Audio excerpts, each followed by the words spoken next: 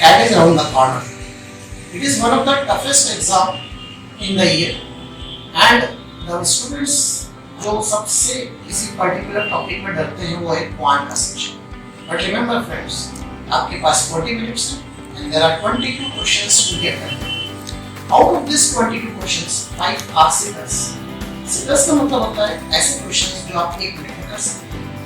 अगर आपने 5 क्वेश्चन कर लिए हैं और करेक्टली किए हैं तो आप अच्छे स्कोर को पहले बना चुके हैं. Out of the remaining 17 questions 5 और क्वेश्चंस ऐसे मिल जाएंगे जिस पर आप 2 या 3 मिनट अगर देते हैं तो आप अगले 5 क्वेश्चंस आसानी से अच्छे कर पाएंगे. तो now you are at 10 questions और अगर 90% एक्यूरेसी है तो you can get around 90% time. अब बची जो बाकी क्वेश्चंस है उसमें से अगर 4 क्वेश्चंस भी आपने अच्छे से कर लिए, 14 क्वेश्चंस कर लिए, तो there are full chances that you will score 99% time.